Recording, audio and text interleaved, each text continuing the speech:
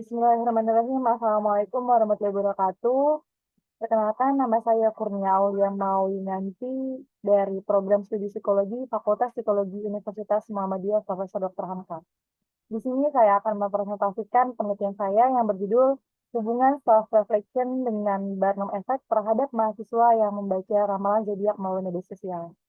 Jadi, yang melatar belakangi penelitian ini yaitu yang pertama, tingginya penggunaan media sosial, yang kedua yaitu maraknya topik pembahasan mengenai zodiak di media sosial, kemudian apa itu Barnum Effect, dan terakhir perlunya self-reflection untuk mencegah Barnum Effect. Jadi, kenapa saya mengangkat penelitian ini? Karena di tengah maraknya digitalisasi ataupun perkembangan teknologi, penggunaan media sosial itu semakin tinggi, terutama di kalangan dewasa, remaja, bahkan di seluruh kalangan usia. Nah, dengan tingginya penggunaan media sosial, seiring berjalannya waktu, semakin banyak informasi mengenai kepribadian berupa zodiak. Bahkan banyak juga remaja-remaja dewasa di luar sana yang mempercayai hal tersebut karena merasa relate atau sangat seperti dirinya sendiri. Nah, namun di dalam segi psikologi sendiri atau di psikologi sosial, ada yang namanya Barnum Effect. Barnum Effect itu salah satu bias kognitif, di mana ketika ia mempercayai suatu ramalan, salah satunya adalah ramalan zodiak, ia merasa ramalan tersebut sangat seperti dirinya. Padahal ramalan itu dibuat untuk umum dan juga sifatnya sangat samar. Nah, untuk kita bisa terhindar dari bias kognitif tersebut, itu hipotesis saya adalah perlunya self-reflection, di mana kita harus ada refleksi diri, kita harus bisa mengolah suatu informasi dengan baik, agar tidak percaya ramalan zodiak yang ada di media sosial. Lalu, tujuan dan manfaat dari penelitian ini yaitu tujuannya adalah untuk melihat hubungan antara self-reflection atau refleksi diri yang tadi kita bisa mengolah informasi dengan baik dengan Barnum Effect bias kognitif dalam perspektif psikologi sosial terhadap mahasiswa yang notabene ya sudah dewasa, sudah bisa mengolah informasi dengan baik, khususnya mahasiswa yang membaca ramalan zodiak melalui media sosial. Nah, manfaatnya secara praktis yaitu referensi untuk penelitian selanjutnya dengan topik pembahasan yang sama, dan secara praktis itu manfaatnya agar mahasiswa dan juga peneliti bisa lebih memahami lagi dampak serta cara mengantisipasi terjadinya Barnum Effect yang berlebihan sehingga akan merugikan psikologis diri kita sendiri. Ya, selanjutnya di sini ada dua variabel yang saya teliti dalam penelitian ini, yaitu self-reflection dan juga Barnum Effect. Nah, self-reflection sendiri menurut Grant et al. 2002 merupakan peninjauan dan evaluasi pikiran, perasaan, serta perilaku seseorang yang dikaitkan dengan wawasan untuk menjelaskannya. Jadi, self-reflection itu juga ada dua dimensi, yaitu refleksi dan wawasan.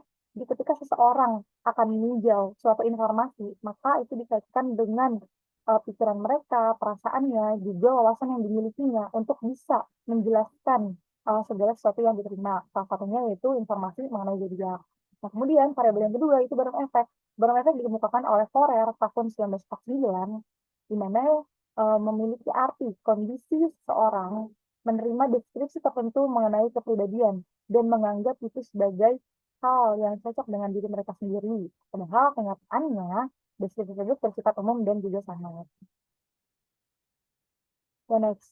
Jadi dengan dua variabel tersebut dan juga latar belakang yang saya punya, saya memiliki hipotesis bahwasannya antara self-reflection dan juga Barnum Effect memiliki hubungan yang negatif. Hubungan negatif itu adalah ketika self-reflection-nya memiliki nilai yang tinggi, maka Barnum Effect itu memiliki nilai yang rendah, atau sebaliknya. Simpelnya adalah ketika seseorang mempunyai refleksi diri yang tinggi, maka ia akan terhindar dari Barnum Effect. Pun sebaliknya, ketika seseorang memiliki refleksi diri yang rendah, maka akan sangat mudah terkena oleh Barnum Effect.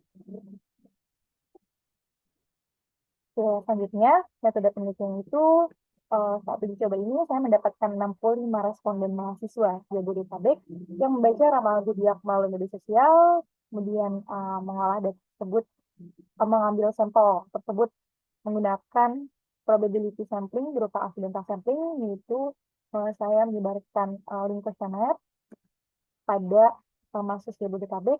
Lalu saya mengolah data itu menggunakan uji korelasi non-parametrik pada SPSS versi 25. Nah, selanjutnya dari dua variabel tersebut dapat dua instrumen, di mana self-reflection itu menggunakan instrumen self-reflection and insight scale atau SRIS yang telah dikembangkan oleh Sylvia tahun 2021, dan untuk barang efek sendiri menggunakan level of sustainability to Barnum effect atau LSB yang telah dikembangkan oleh Lopez 2021 gitu, untuk meneliti dari kedua variabel tersebut. Nah, setelah mendapatkan hasil, maka akan melakukan uji validitas dan juga reliabilitas, di mana pada variabel self-selection itu mendapatkan hasil 10 item yang valid dan 2 item tidak valid karena memiliki nilai di bawah tabel yaitu 0,244. Nah, kemudian dari 10 item tersebut dilakukan uji reliabilitas yang mendapatkan hasil 0,690, yang berarti reliable karena di atas 0,05, termasuk kategori tinggi. Kemudian pada barang efek dinyatakan seluruh item valid karena memiliki nilai di lebih dari tabel yaitu 0,244, dan dilakukan uji reliabilitas mendapatkan nilai sebesar 0,961 yang berarti reliable dan masuk kategori sangat tinggi. Oke, setelah melakukan uji validitas dan juga reliabilitas, saya melakukan uji linearitas dan juga normalitas, di mana pada uji linear ini mendapatkan nilai sebesar 0,427, yaitu yang berarti linear, dan uji normalitas didapatkan bahwa self-selection terdistribusi tidak normal, tapi barang efek terdistribusi normal. Maka dari itu, pada saat uji korelasi, dilakukan uji korelasi non-parametrik dan mendapatkan hasil metode sementara bahwasannya tidak adanya korelasi antara self-selection dan barang efek karena mendapatkan nilai signifikansi lebih besar dari 0,05 yaitu 0,796. Jadi tidak adanya korelasi ini bisa disebabkan karena perbedaan budaya antara luar negeri dan Indonesia, karena variabel barang efek sendiri juga diadaptasi dari luar negeri. Kemudian bisa juga karena jumlah responden yang masih terbilang sedikit karena 65, dan juga bisa saja karena responden tidak serius dalam mengisinya atau masih kesulitan menggunakan pernyataan-pernyataan yang belum familiar. Maka dari itu perlu dilakukannya uji hipotesis kembali dengan jumlah responden yang lebih banyak dan menggunakan pernyataan yang lebih familiar lagi.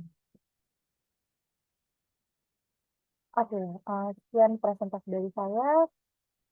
Wassalamualaikum warahmatullahi wabarakatuh.